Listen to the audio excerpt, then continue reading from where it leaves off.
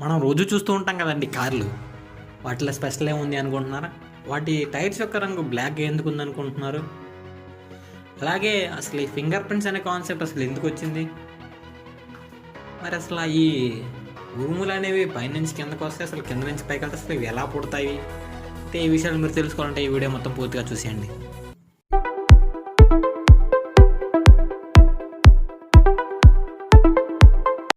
మనకి చాలాసార్లు కనిపిస్తూ ఉంటాయి కదండి ఈ లైటింగ్, అదేనండి మెరుపులు. అయితే కనిపించినప్పుడల్లా నాకు చాలాసార్లు అనిపించింది అసలు ఇవి ఎలా వస్తాయి, మనం చూసిన ప్రతిసారి పైన నుంచి కిందకి వస్తాయి కదండి. అయితే అది తప్పండి. ఎందుకంటే అసలు లైట్నింగ్ పైన నుంచి కిందకి రాదు, కింద నుంచి పైకి వెళ్తుంది. అదేంటి కింద నుంచి పైకి వెళ్తుంది అనిపిస్తుందా? నేను చెప్తాను. అసలు యాక్చువల్గా లైట్నింగ్ ఎలా ఫామ్ అయ్యిద్ది అంటే, క్లౌడ్స్లో ఉండే ప్రతి దాంట్లో పార్టికల్స్ ఉంటాయి. అలాగే క్లౌడ్స్లో కూడా పార్టికల్స్ ఉంటాయి. పాజిటివ్ పార్టికల్స్ ఉంటాయి, నెగిటివ్ పార్టికల్స్ ఉంటాయి. ఎప్పుడైతే క్లౌడ్స్కి ఒక బ్రీజ్ అంటే ఒక స్మాల్ విండ్ వస్తుందో అప్పుడు positive particles, negative particles divide అయిపోతాయి అన్నమాట.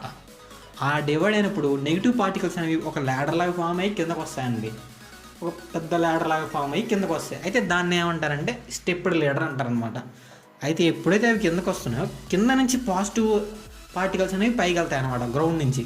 అయితే ఈ రెండింటి యొక్క స్ట్రైక్ వల్ల మనకైతే లైట్నింగ్ అనేది ఫామ్ అయింది. అదండి విషయం. మరి అలా మనకి మెరుపులు అనేవి పైన నుంచి కిందకి కాకుండా కింద నుంచి పైకి వెళ్తాయండి. మరి దీని గురించి నీకు ఇంట్రెస్టింగ్ ఫ్యాక్ట్స్ ఏమున్నారా బాబు అంటే చాలానే ఉన్నాయండి, కానీ ఇప్పుడు నేను కొన్నే చెప్పబోతున్నాను. వెనిజులా అనే ఒక కంట్రీ, ఇది సౌత్ అమెరికాలో ఉంది. అయితే ఎర్త్ మీద ఒక పడే ఒక మొత్తం మెరుపుల్లో ఎక్కువ ఈ కంట్రీలోనే పడతాయంటండి. అయితే అది సైంటిస్ట్ అయితే రికార్డ్ చేశారు. మరి సైంటిస్ట్ రికార్డ్ చేసినాక ఈ వరల్డ్ గిన్నీస్ బుక్ ఊరుకోదు కదండి. The most lightning place on earth అని చెప్పేసి అదైతే గిన్నీస్ బుక్ వరల్డ్ రికార్డులకి ఎక్కించారండి. అయితే దీంట్లో ఒక ఇంట్రెస్టింగ్ ఫ్యాక్ట్ ఏంటంటే అండి, అక్కడ 160 days అంటే 160 nights కూడా లైట్నింగ్ అనేది ఎప్పుడు వస్తుంది. మనకి ఇంకోటి తెలియని విషయం ఏంటంటే, ఒక సెకండ్కి 44 స్ట్రైక్స్ పడతాయండి. అయితే మనకి కంటికి కనిపించమన్నమాట. మన సెకండ్ ఇంట్రెస్టింగ్ టాపిక్ వచ్చేసరికి, మీరు సపోజ్ ఒక రూమ్లో ఉన్నారనుకోండి, ఎంతసేపు ఉండగలరు చెప్పండి? ఆ రూమ్ సైలెంట్గా ఉంది. నార్మల్గా మన దగ్గర ఉన్న రూమ్స్లో అయితే మనం ఎంతసేపు అయినా ఉండొచ్చు. కానీ ఇప్పుడు నేను చెప్పబోయే రూమ్లో మనం కేవలం 45 నిమిషాలు మాత్రమే ఉండాలి. అదేంటి 45 నిమిషాల కంటే ఎక్కువ ఉంటే మీకు చాలా ప్రాబ్లమ్స్ అయితే వస్తాయండి. వరల్డ్స్ క్వైటెస్ట్ రూమ్ ఇది ఆర్ఫీల్డ్ ల్యాబొరేటరీస్లో యూఎస్లో ఉంది. అయితే దీని యొక్క ప్రత్యేకత ఏంటంటే, మనం ఇక్కడ దీంట్లో 45 minutes కంటే ఎక్కువసేపు ఉండలేము అనమాట. ఇది ఎంత సైలెంట్గా ఉంటుందంటే మన బ్లడ్ ఫ్లో అవుతుంటే ఆ సౌండ్ కూడా మనకు అనిపిస్తుంది అనమాట. మన నెక్స్ట్ ఇంట్రెస్టింగ్ టాపిక్ వచ్చేసరికి టైర్స్ గురించి అండి. మనం రోజు చూస్తూ ఉంటాం కదండి, టైర్స్ ఇవి బ్లాక్గా ఉంటాయి. కానీ మనం ఎప్పుడు పెద్దగా గమనించాం అనమాట. అసలు ఈ టైర్స్ ఎందుకు బ్లాక్గా ఉంటాయంటే, అసలు ఈ టైర్స్ అనేవి బ్లాక్ కలర్లోనే ఉండవు. యాక్చువల్గా స్టార్ట్ చేసినప్పుడు ఇది అనేది ఒక వైట్ కాంపౌండ్ అండి. ఆ వైట్ కాంపౌండ్కి వీళ్ళు దాని స్టెబిలిటీ కోసం కార్బన్ బ్లాక్ అనే ఒక కాంపౌండ్ అయితే యాడ్ చేస్తారు. దానివల్ల అది బ్లాక్ అయితే అయింది. అసలు ఆ కార్బన్ బ్లాకే ఎందుకు యాడ్ చేస్తారంటే, ఆ కార్బన్ బ్లాక్ అనేది ఒక యూవీ స్టెబిలిటీ అనమాట. అంటే మనం రోడ్ మీద వెళ్తున్నప్పుడు చాలా హీట్ అయితే ప్రొడ్యూస్ అవుతుంది. అంటే తెలిసిందే కదండి, బ్లాక్ కలర్ అనేది హీట్ని చాలా రెసిస్ట్ చేస్తే అది అబ్జర్వ్ చేసుకుంటుందని.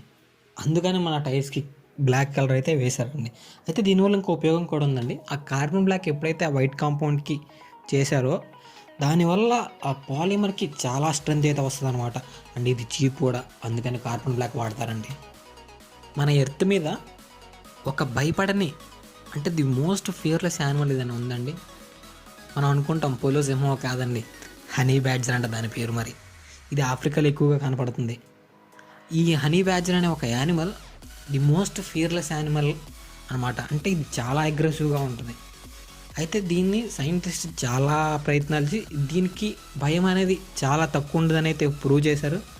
అందుకని ఇదైతే ది మోస్ట్ ఫియర్లెస్ యానిమల్గా వరల్డ్ గిన్నీస్ రికార్డులో కూడా ఎక్కిందండి.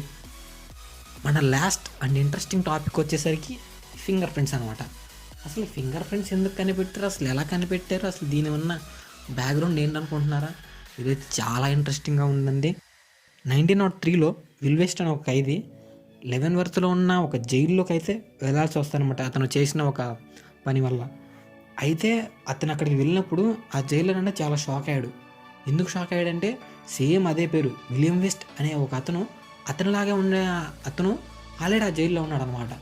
అదేంటి వీళ్ళిద్దరూ సేమ్గా ఉన్నారు, మళ్ళీ వీళ్ళిద్దరికీ మనం ఎలా ఐడెంటిఫై చేయగలం అని చెప్పి ఒక షాక్ అయితే గురయ్యాడు. వాళ్ళిద్దరివి షోల్డర్ లెన్స్, హైట్ మొత్తం ఒకేలా ఉన్నాయి. ఫేస్ కట్స్ కూడా మొత్తం ఒకేలా ఉన్నాయి. అయితే అందరూ కన్ఫ్యూజన్లో పడ్డారనమాట.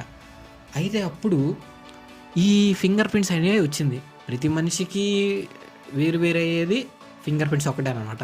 అలా ఫింగర్ ప్రింట్స్ పుట్టాయి. అలా అప్పుడు స్టార్ట్ అయిన ఫింగర్ ప్రింట్స్ ఇప్పుడు మనం వాడుతున్న ఫోన్ల దగ్గర నుంచి మనం ఆఖరికి కాలేజీలో వేసి అటెండెన్స్కి కూడా ఫింగర్ ప్రింట్సే వాడుతున్నాం. ఈ వీడియో మీకు నచ్చినట్టయితే లైక్ చేయండి. అలాగే దీని గురించి మీకు ఇంకా ఏమైనా తెలిస్తే కామెంట్ సెక్షన్ అయితే కామెంట్ చేయండి. అలాగే మీ ఫ్రెండ్స్కి ఈ విషయాలు ఏమైనా తెలియకపోతే వాళ్ళకైతే షేర్ చేయండి. నేను చేసే ప్రతి వీడియో మీరు చూడాలనుకుంటే కింద ఉన్న సబ్స్క్రైబ్ బటన్ సబ్స్క్రైబ్ చేసుకోండి. పక్కన ఒక అందమైన గంట అయితే మోగించండి.